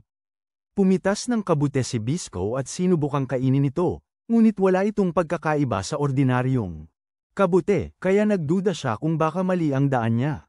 Ayaw sumuko, nagpas siyang humanap si Bisco ng isa pang ahas para kumpirmahin, dahil naniniwala siyang hindi siya pwedeng bumalik ng walang dala pagkatapos ng lahat ng pagod niya. Gusto ni Milo na magpagamot muna siya, pero hindi nakinig si Bisco, at tinulak pa si Milo. Sa sandaling yon, may natuklasan si Milo na kakaiba. Inilagay niya ang dumudugong kamay ni Bisco sa kabute, at agad na kakaiba ang naging reaksyon ng kabute. Nang makita ito, pumayag na rin si Bisco na balutan ni Milo ang sugat niya. Nagtatakang nagtanong si Milo tungkol sa blood type ni Bisco, pero hindi niya alam kung ano ang blood type. Naalala ni Milo na eksaktong ganoon din ang sinabi ng kanyang lolo at napagtanto niya na hindi gaanong marunong sa medisina ang mga tagapagtanggol ng fungi. Mula dito, nagsimulang maghinala si Milo na ang dugo ng mga tagapagtanggol ng fungi ay naglalaman ng isang espesyal na siyang nagpapabisa sa mga fungi na kumakain ng kalawang. Sa isang ideya na sumagi sa kanyang isipan, atubiling sinabi ni Milo na gusto niyang humingi ng kaunting dugo kay Bisco para sa eksperimento. Pinagmasdan ni Poe ang usapan, unti-unting nagbabago ang kanyang pananaw kay Bisco at sa mga tagapagtanggol ng fungi. Tahimik niyang tiningnan si Bisco, kaya nahiya ang binata, namula, at mabilis na bumaling ang palayo. Para maiwasan ang tensyon, lumabas siya para ayusin ang kanyang sasakyan. Ngunit habang abala, bigla siyang nakakita ng ilang alambre na bumabagsak mula sa itaas, sumasabit ng mahigpit sa bangkay ng ahas. Pagtingala niya, nagulat siya nang mapagtanto na matagal na silang sinusundan ni Kurokawa. Hindi siya nagtago, at sinabing ginamit niya ang kanilang grupo para hanapin ang halamang singaw na kumakain ng kalawang. Ang balak niya ay kunin ang halamang singaw na ito at ipagbili sa gobyerno sa mataas na presyo. Agad na inilabas ni Bisco ang kanyang busog, at panya na ang lobo kung saan nakatayo si Kurokawa. Pero walang silbi ang lahat ng palaso dahil ang lobo ay nababalot ng isang antifungal na membrane. Nagsimulang mangutya ang kanyang mga tauhan, naniniwalang mahina na si Bisco. Hindi siya makakilos dahil sa sugat. Pero binaliwala ito ni Bisco, lumundag para magpahilagpos ng isang palaso diretso sa salamin ng control room. Sa sandaling yun, sumalakay si Kurokawa, nagpaputok ng isang bala ng kalawang diretso sa tiyan ni Bisco. Bumagsak siya, dumadaloy ang dugo, pero nagliliyab pa rin ang kanyang mga mata sa determinasyon. Matapos makuha ang gusto niya, mabilis na nag-utos si Kurokawa ng pag-atres, iniiwan ang lahat. Kinabukasan, kumalma muli ang mga bagay. Napagtanto ni Powo na wala na siyang magagawa kundi ipagkatiwala ang kanyang kapatid kay Bisco. Nagtiwala siya at ipinagkatiwala si Milo sa kanya, pagkatapos ay bumalik mag-isa. Bago umalis, binigyan ni Milo ang kanyang kapatid ng 2 dosis ng gamot, isa para dalhin niya pabalik sa bayan, isa para sa lolo ni Bisco. Ngunit ibinigay niya ang kanyang parte para kay Bisco, dahil masyadong malala ang kanyang sugat. Kung hindi gagamutin, mabilis itong kakalat. Si Bisco, sa unang pagkakataon, ay malumanay na tinawag siya sa pangalan, Po, na nagdulot ng emosyon sa kanya. Ngumiti siya bilang pagtanaw ng utang na loob, na ikinapula ng husto ng lalaki. Bumalik si Po sa kampo ngunit nasindak ng matuklasan na kontrolado na ang lahat ng sundalo sa ilalim ng kanyang pamumuno. Agad siyang nahulog sa isang patibong, na bihag ni Kurokawa. Dinala pa niya ang lolo ni Bisco bilang bihag, kaya't naging desperado ang sitwasyon. Samantala, nagpapahinga sina Milo at Bisco sa isang cabin na kumpleto sa gamit. Imbes na magpahinga, abala si Bisco sa paglalaro sa alimango, binabalewala ang kanyang sariling sugat, at ipinapasa pa ang lahat ng gawain kay Milo. Nagalit at nag-alala si Milo, nagluluto habang naiinis na bumubulong. Sa sandaling yun, ang balita ni Kurokawa sa TV ang nagpatawa kay Milo. Nang bumalik si Bisco, sinubukan ni Milo na magpanggap na kalmado, pero hindi maitago ng kanyang mga mata ang kanyang pagkabalisa. Napansin ni Bisco na may kakaiba, tinikman ang pagkaing kaluluto lang ni Milo, at agad natuklasang mayroon itong pampatulog. Hinala niya na may tinatago si Milo sa kanya. At pagkatapos ay nahulaan niyang nasa panganib si Po. Ipinahayag ni Bisco na alam niya kung saan siya, Po, dinala at gusto siyang sagipin agad. Pero pinigilan siya ni Milo, sinasabing sa kalagayan ng sugat niya, hindi pwede si Bisco magpabeya. Ito, hindi pinansin ito ni Bisco, na humantong sa isang mainiitang pagtatalo sa pagitan nilang dalawa. Itinaas pa ni Milo ang busog at pana para takutin si Bisco. Napaiyak si Milo, sinasabing hindi niya hahayaang magresgo si Bisco dahil lang sa malapit silang magkaibigan, pero hindi lahat ng responsibilidad ay pwedeng ipataw sa balikat ng isang tao lang. Sa huli, tahimik na inilabas ni Milo ang data na inihanda niya ng maaga at ang panlunas. Determinado ang kanyang mga mata, handang harapin ang mga hamon kasama ang kanyang kaibigan, pero mabilis siyang pinatumba ni Bisco.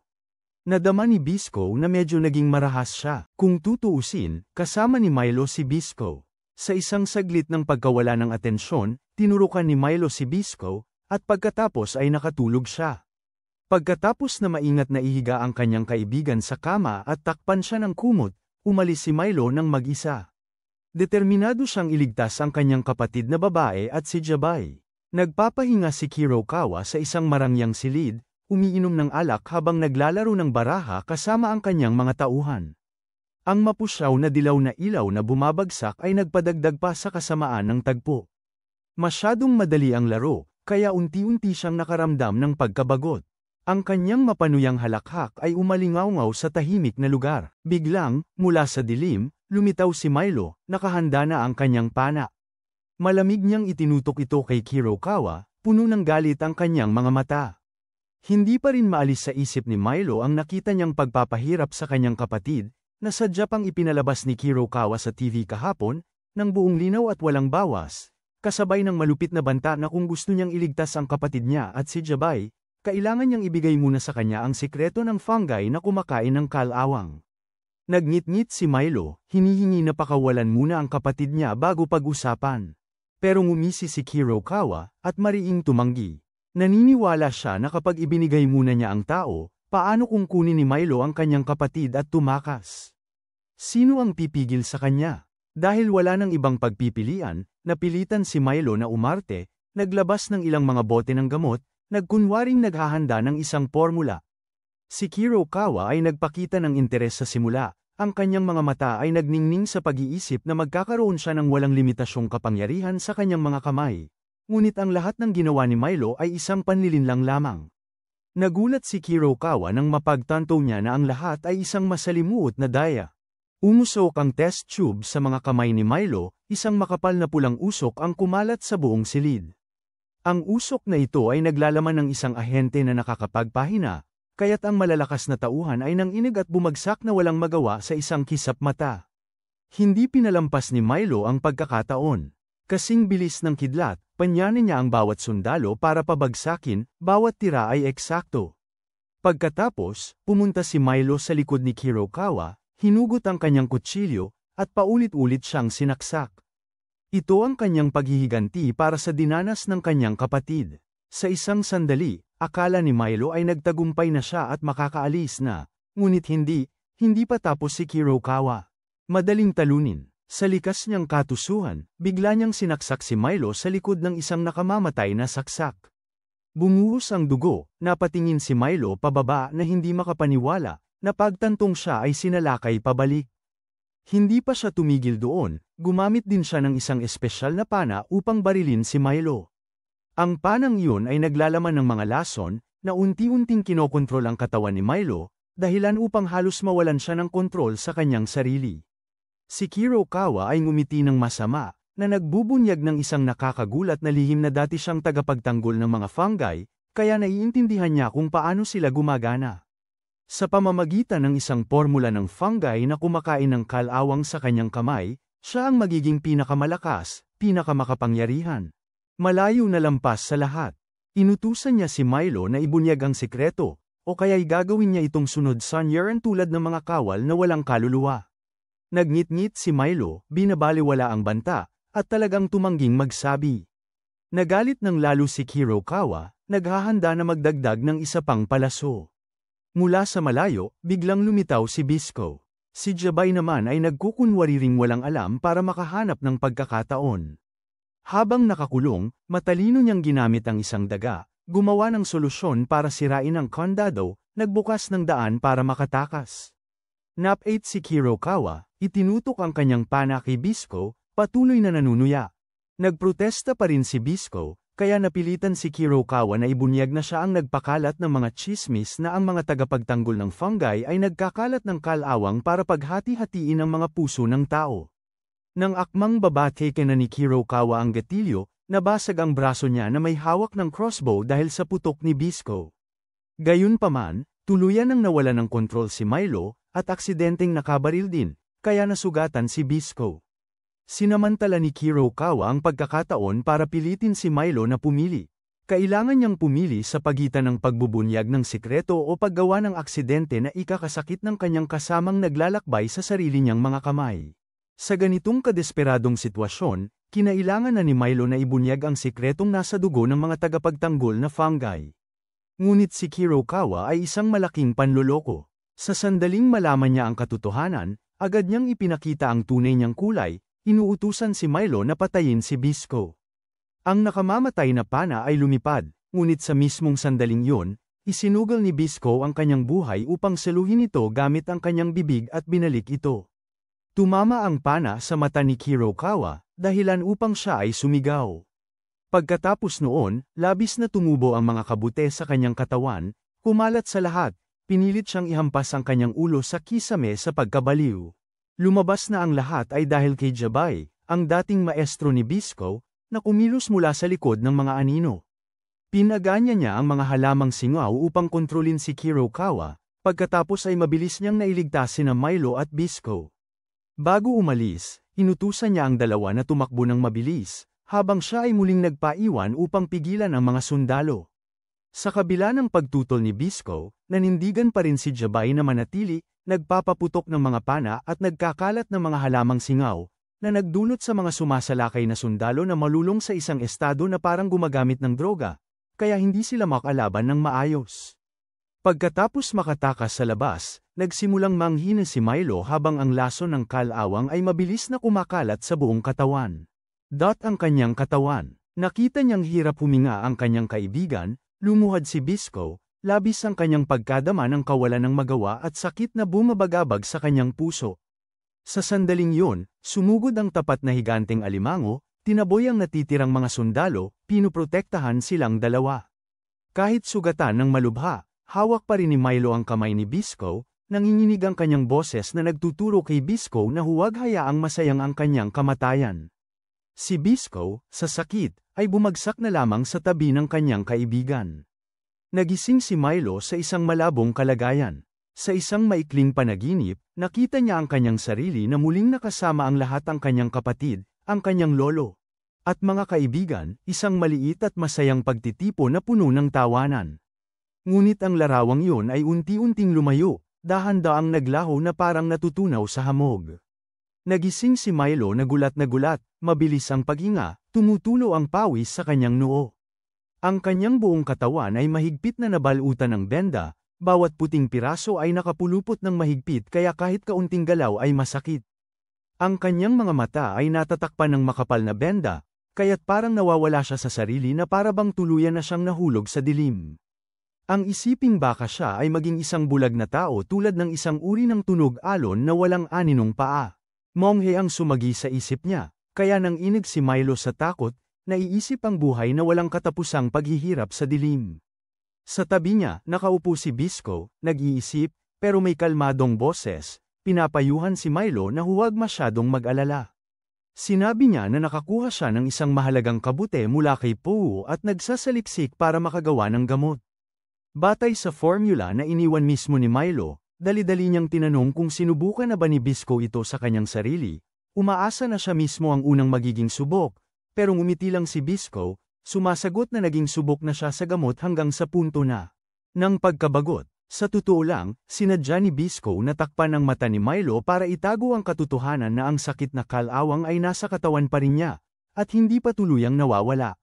Napatahimik si Milo, nakukonsensya na dahil sa kanyang pagiging padalos-dalos at mainitin ang ulo kaya napunta silang dalawa sa ganitong sitwasyon, pero malumanay na iminungkahi ni Bisco na hindi pa naman sila talo, dahil sa huli, matagumpay nilang nailigtas sina Jabay at Pou. Inalo niya si Milo na ang ganitong resulta ay sapat na para umasa, pero hindi pa rin masaya si Milo. Bamantong hininga siya at biglang nagmungkahi ng may pagkaizar na subukan daw ni Bisco na ligawan ang kapatid niyang babae. Napatalon si Bisco, namumula ang mukha sa takot, agad na naalala ang tagpo kung saan muntik na siyang tamaan sa ulo ng bakal na pamalo ng kapatid ni Milo. Ang isipin pa lang na makipag-date sa matapang na babaeng yon ay hindi na niya kayang ipagpatuloy sa kanyang isipan.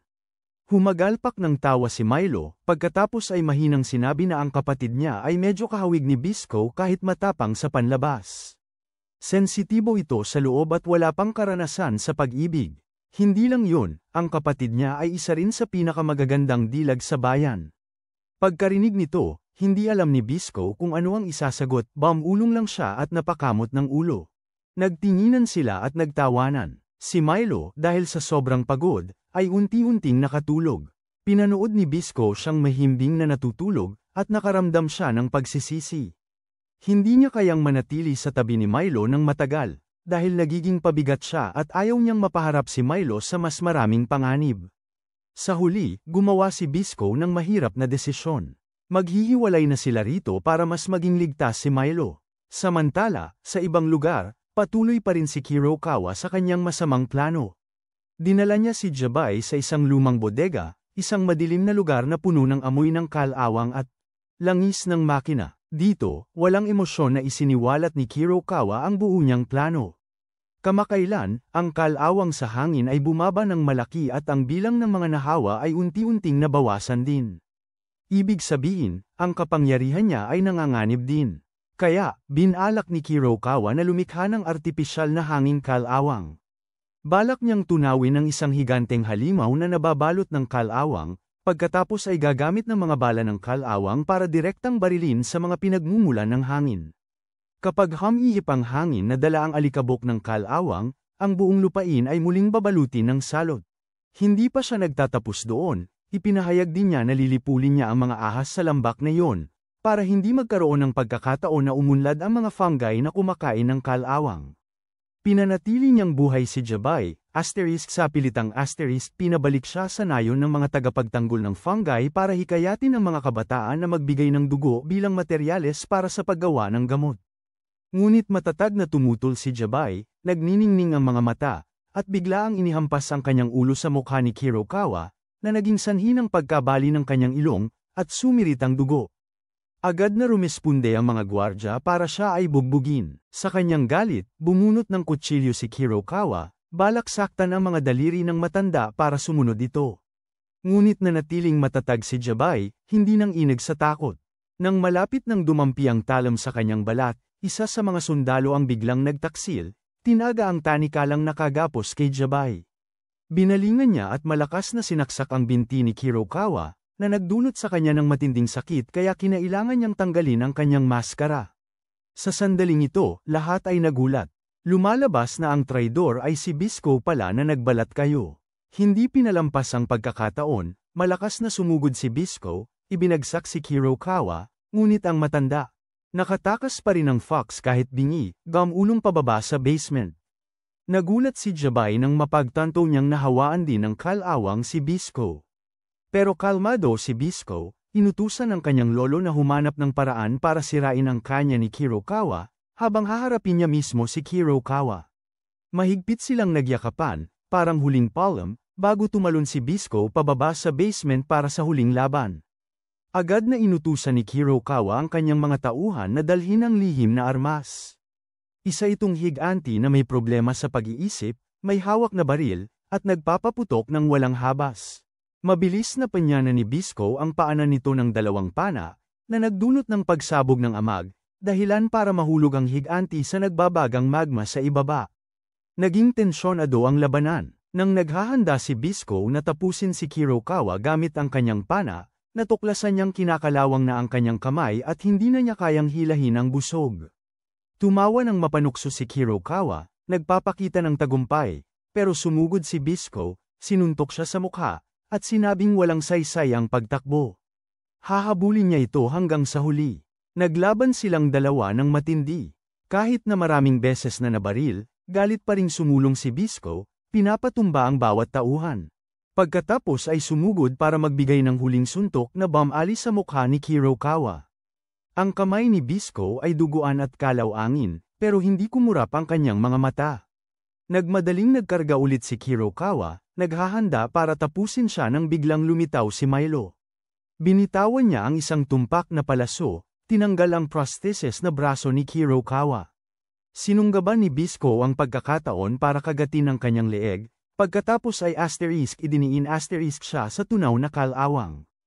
Umalingaw-ngaw ang sigaw ni Kurokawa, pagkatapos ay agad na nalunod sa matingkad na pulang daloy ng magma. Natapos ang laban, nakatayo si Milo sa malapit, umiiyak at naglalaway, sinisisi si Bisco kung bakit niya isinugal ang kanyang sarili. Nag-iisa, tinawag niya ang pangako na minsan nilang sinumpaan, ngunit inabot lamang ni Bisco kay Milo ang kanyang busog, sinasabing ang kanyang kaluluwa ay mananahan dito. Kahit nang unti-unti nang kinakain ng kalawang ang kanyang katawan, hiniling niya kay Milo na tapusin na ang kanyang buhay, sa halip na hayaang alisin ng kalawang ang kanyang dignidad. Nang inig si Milo, mahigpit na hinahawakan ang pisi ng busog, tumutulo ang mga luha. Sa sandaling yun ng matinding sakit, napilitan siyang tuparin ang huling hiling. Umalis ang pana sa busog, humahagibis sa hangin upang tumama sa dibdib ni Bisco. Unti-unting lumubog ang kanyang katawan sa magma, ngunit sa kanyang mga labi ay nanatili pa rin ang isang mapayapang ngiti. Si Milo ay napaluhod, sumisigaw sa sobrang pagdadalamhati dahil ang kanyang kaibigan, ang kanyang mahal na kasama, ay tuluyan ng lumisan. Pagkatapos ay nagsimulang bamulong ang kanyang bibig na mahal niya si Bisco. Sina Jabay at Pavao ay diretsyong nakaharap ngayon sa isang kawan ng mga higanteng chimpanzee, mga hayop na nabago ng husto na halos hindi na makita ang orihinal na anyo ng mga unggoy. Ang kanilang garalgal na ungol ay umalingaw-ngaw sa buong lugar ng pabrika, na nagdulot ng mas matinding tensyon sa lugar na magulo na dahil sa ingay ng nababasag na metal at sumisigaw na makinarya. Bawat hakbang ng mga halimaw na hayop na tumatapak sa basag na lupa ay parang isang banta, nagpapahiwatig ng ang papalapit na pagkasira ng isip. Sa likuran nila, ang malaking pabrika ni Kurokawa ay nagkakagulo rin, ang mga tubo ay marahas na umaalog, makapal na usok ang lumalabas, at walang tigil ang mga tunog ng alarma. Ang kanyong hugis elepante na nakalagay sa gitna ng pabrika ay nagsimula ng magliwanag, ang panloob na mekanismo nito ay pilit na nagkakarga ng enerhiya upang maghanda sa pagpapaputok ng nakamamatay na bala ng kalawang, na nagbabanta sa buong paligid. Nakita ni Jabay ang panganib na paparating. Sinabi niya agad na kailangan nilang pigilan ang kanyong ito, kung hindi, lahat ng nandito ay walang pagkakataong mabuhay. Sa napakatinding sandaling yun, biglang sumugod si Pavao na may malakas na atake, at agad na pinabagsak ang higanteng unggoy na sumusugod. Sa isang mabilis na galaw, hinawakan niya ang mabigat nitong katawan at ibinato ito diretso sa kanya na hugis elepante. Ang sobrang lakas ng impact ay nagdulot upang ang buong higanteng mekanikal na elepante ay matamba, yumugyog ng malakas, at pagkatapos ay bumagsak, napigilan ang buong proseso ng pagpapaputok. Si Jabay, na 70 taong gulang na, ay hindi napigil ang magulat nang makita niya ito. Ang kanyang mga mata ay nagpapakita ng pagtataka na may halong paghanga, kasama ng kaunting paggan ng loob dahil sa pansamantalang tumigil. Gayunpaman, bago pa sila makahinga ng maluwag, ang buong pabrika ay nagsimulang yumanig ng mas malakas, sunod-sunod na pagsabog na nagmula sa loob. Pulang apoy ang sumulpot sa mga bitak, hudyat na ang buong istruktura ay sisabog ng malakas. Wala nang panahon si Pavao para mag-isip ng malalim. Agad siyang sumugod sa dagat ng apoy at alikabok para hanapin si Bisco. Ang puso niya ay patuloy na kumakabog, bawat hakbang ay nagdadala ng marupok na pag-asa na buhay pa rin siya sa gitna ng kaguluhan. Gayunpaman, nang siya ay dumating, ang nakita niya lamang ay si Milo. Mabilis na nagtulungan ng dalawa para tumakbo palabas, bahagyang nakatakas sa pabrikang gumuguho sa malalaking bahagi sa likuran nila. Muling nakasama nila si Jabay sa labas, na, pagkakita sa magkapatid, agad na nagtanong tungkol sa kinaroroonan ni Bisco. Bahagyang yumuko si Milo, nanginginig ang boses habang sumasagot na si Bisco ay mananatili na lamang sa kanyang puso. Dahil sa maikli ngunit mabigat na pahayag na yon, agad na naunawaan ni Jabay at Pavao ang nangyari. Hindi na nila kailangan ng anumang karagdagang paliwanag. Ang malungkot na mga mata at garalgal na boses ni Milo ay sapat na para mapatahimik ang dalawa. Ikinuyom ni Pavao ang kanyang kamay, namumula ang kanyang mga mata ngunit hindi makaiyak, habang dahan-daang ipinikit ni Jabay ang kanyang mga mata, humihinga ng malalim na tila nilulunok ang lahat ng sakit sa loob. Ang kapaligiran sa paligid nila ay biglang bumigat, na parabang nawala ng kulay, nag-iwan lamang ng mapait na pagkawala. Nang hapon ding yun, nang unti-unting hamupa ang alikabok, sa wakas ay dumating ang militar at mga grupo ng tagasagip. Agad nilang sinimulan ang kanilang trabaho, nililinis ang larangan ng digmaan na nagkalat ng mga bangkay ng halimaw at ang mga labi mula sa nakakakilabot na pagsabog ng pabrika. Tumayo ng tahimik si Milo sa harap ng abo, habang sinusundan ng kanyang mga mata ang mga haligi ng maitim na usok na patuloy pa ring umaakyat. Sa loob niya ay umusbong ang isang pakiramdam ng kawalan, kapwa masakit at puno ng determinasyon, na parabang ang alaala ni Bisco ay magiging gabay na ningges na magpapatuloy sa kanya. Bigla, mula sa mga guho, isang napakalaking Ironman ang hindi inaasahang bumangon. Ikinandado ng Ironman na ito ang kanyang atensyon sa kanyang target, na kung saan ay magpapaputok ng mga bala sa mga batang umiiyak sa lambak. Ang lambak din ang lugar kung saan naninirahan ang mga fungus na kumakain ng kalawang, kaya maiintindihan na gusto ng Ironman na ito na lipulin ang mga fungus na kumakain ng kalawang. Parang pamilyar, agad na nahulaan ni Milo na ang Ironman na ito ay ang dating Kyukawa pala. Sinubukan siyang barilin ng hukbo, pero walang nangyari. Sa ilang bugso lang ng apoy at ilang hakbang, matagumpay na naalis ng Ironman ang mga tankeng nakaharang sa daan nito. Pagkatapos ay nagbago ng direksyon ang Ironman, papunta sa malalaking lungsod. Malalim na nailibing sa buhangin ang alimango ni Milo. Nang makitang nag-aalala si Milo, sinabi ni Jabay na ang alimainggong ito ay may kakayahang labanan ng kalawang, kaya hindi kailangang mag-alala si Milo. Si Milo ay naturukan ng gamot laban sa kalawang, kaya nagpresenta siyang pigilan ng Ironman. Naiwan sina Jabay at Pavao. Susunod na lang sila sa kanya. Nagpunta ang babaeng kulay rosas ang buhok sa lugar kung saan dinukot si Pavao dati, nang bigla siyang makasalubong ng ilang sundalong gwardya na nakatakas lang mula sa pagkakakontrol ng mga fungi. Nagtinginan sila na hindi maintindihan ang nangyayari nang biglang dumating ang mga eroplanong militar. Dumating ang mga eroplano para maghanap ng mga materyales para sa nalalapit na laban kay Ironman. Sinabi nila na namatay si Bisco sa magma, na lubhang ikinagulat ng babae. Dumaan si Ironman sa lugar na yon.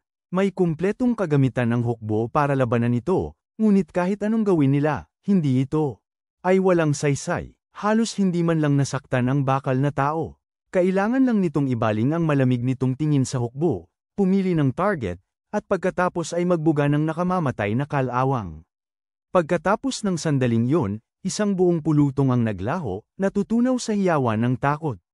Gusto ring sumugod ng mga gwardya na malapit para sumuporta, pero sila'y nag-atubili. Walang sino man ang nang-ahas na magdesisyon. Gusto ng lahat na maghintay ng utos mula kay Pavao. Dahil sa pag-aatubiling ito, napatingin si Milo sa eksena na walang masabi, tumataas pa ang galit sa kanyang puso dahil sa kaduwagan ng mga dapat sanang responsable sa pagprotekta sa lahat. Samantala, naglakad ng walang pakialam ang Iron Man, bawat hakbang ay dumudurog sa lahat, naghahasik ng pakiramdam ng kawalan ng pag-asa sa buong larangan ng digmaan. Nang dumaan ito sa lugar ng mga mangangalakal na nagtatangkang lumikas, biglang sumigaw ng malakas si Milo.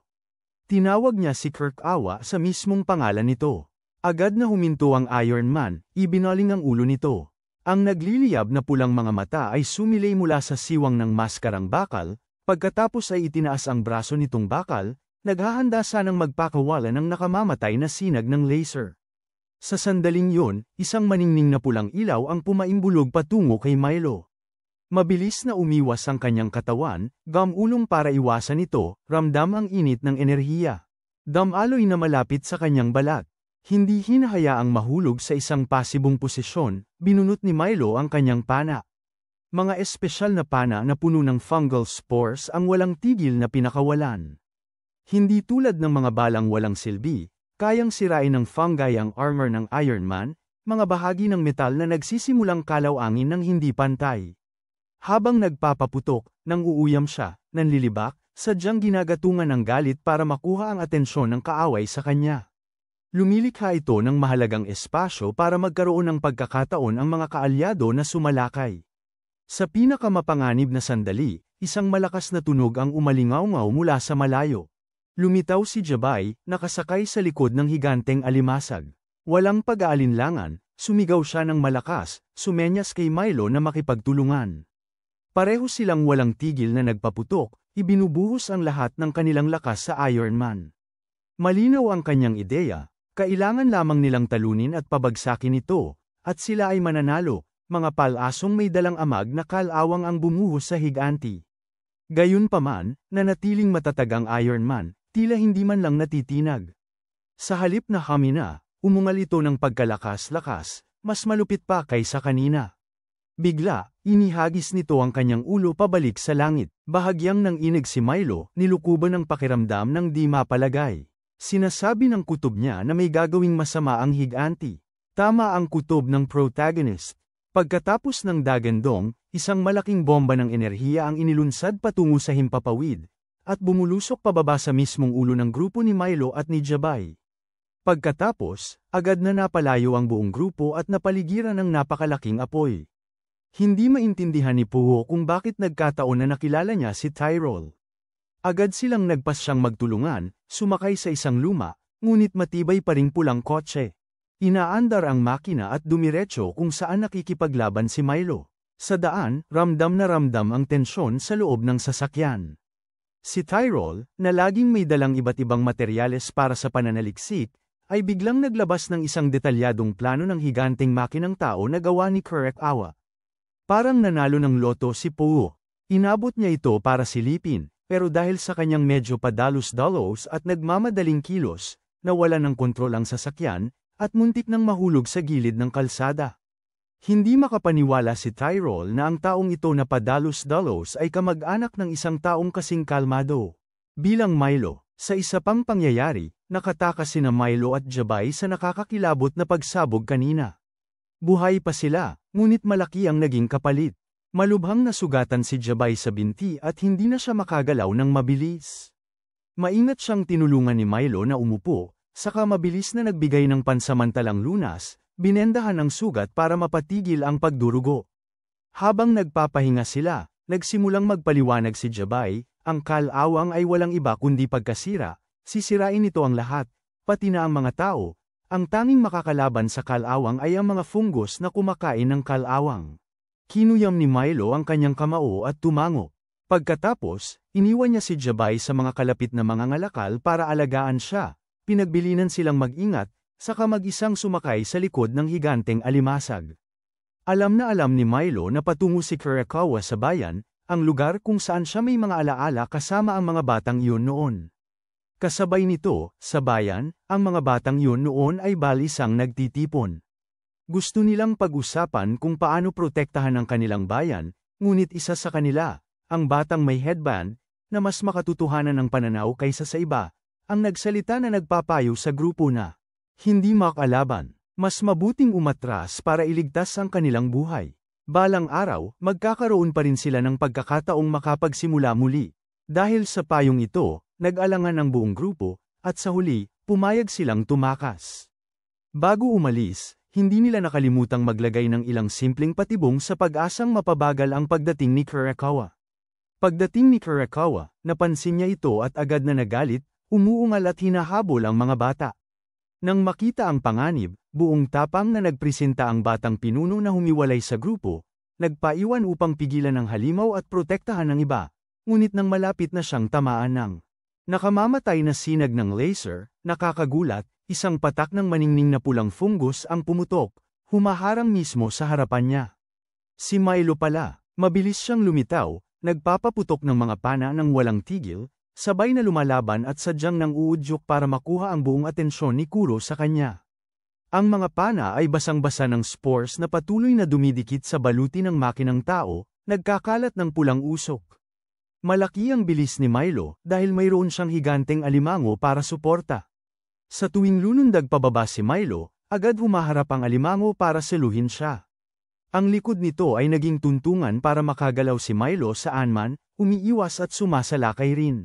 Nang napakabilis, nang nagiging mas matindi na ang labanan, lumitaw sina Puo at ang mga sundalo. Sumakay sila sa sasakyan ni Tyrol at sa wakas ay dumating sa tamang oras.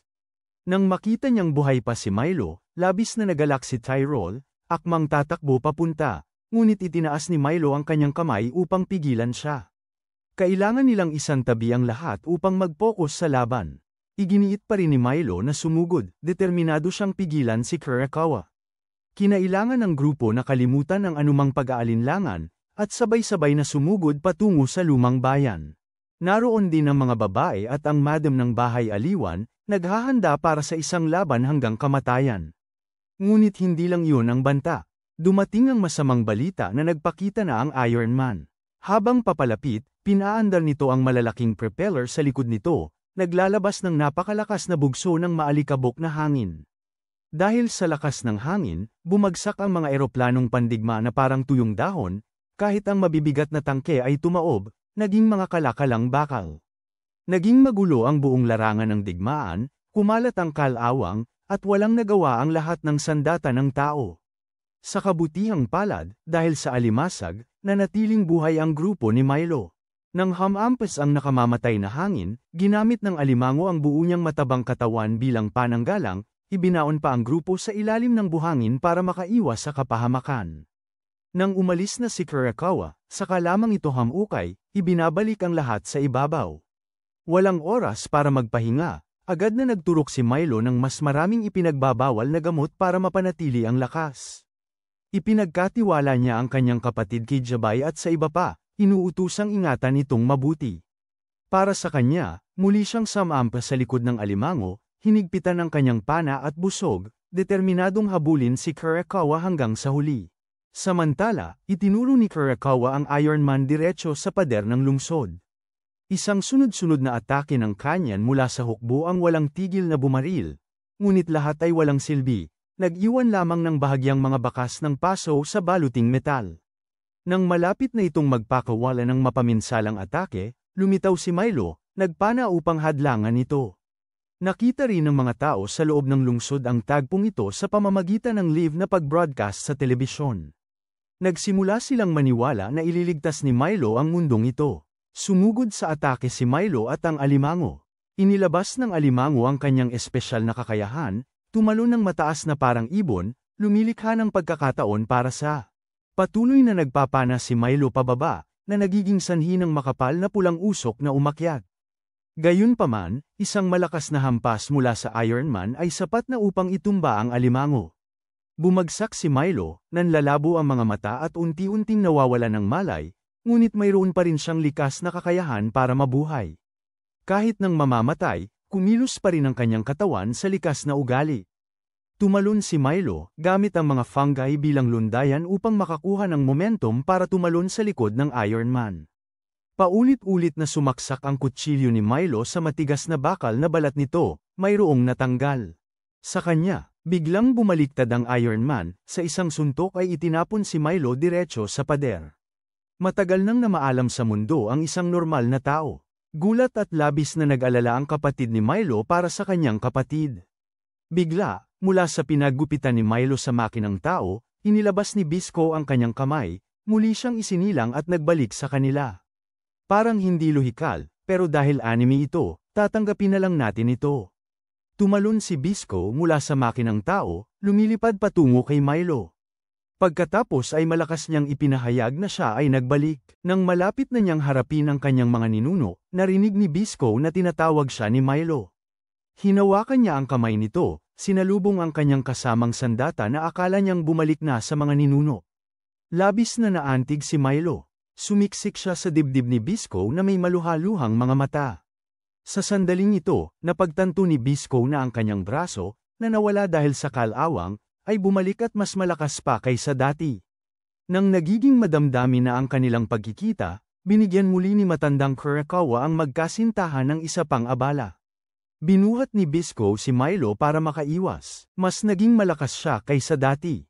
Iwinasiwas niya ang kanyang kamay, at maraming halamang singaw na kumakain ng kalawang ang sumulpot, hindi lamang lumalago ng sagana, kundi ang mga halamang singaw na ito ay nasa kanilang buong anyuin. Sa teknik na yon, tila hinati ni Bisco ang itaas na bahagi ng katawan ni Kurakawa tulad ni Master Gojo. Dahil nabuhay siyang muli, nakaramdam si Bisco ng dagandong ng kapangyarihan sa loob niya. Dahil pinalakas ng kapangyarihan ng huling boss, gumagana pa rin ang itaas na bahagi ng katawan ni Kurakawa. Sinimulan niyang tanggalin ang lahat ng kanyang parte, at itinira na lamang ang maskara. Nagsimulang gumawa ng desisyon si Milo. Siya at si Bisco ay naghandang sumugod upang tapusin na si Kurakawa. Si Jabay, na may determinadong tingin, ay ipinatong ang kanyang kamay sa balikat ni Milo, na naghuhudyat sa kanya na sumama. Ibinigay niya ang pana at busog sa dalawa, na hinihikayat silang ibigay ang lahat sa huling laban na ito. Nang makita ang espiritual na pagpapalakas na yon, sina Milo at Bisco ay sabay na sumugod pasulong. Sa puso ni Milo, bigla niyang naalala ang kakaibang mga fungal particle mula sa mga nakaraang taon, na minsang sumama sa dugo ng higanteng ahas. Nang isama sa daluyan ng dugo ni Bisco, tila nagbago ang mga ito at ginawa siyang ganap na tagalikha ng fungi. Ang espesyal na fungus na ito ang may kakayahang tumunaw at labanan ang nakamamatay na kalawang.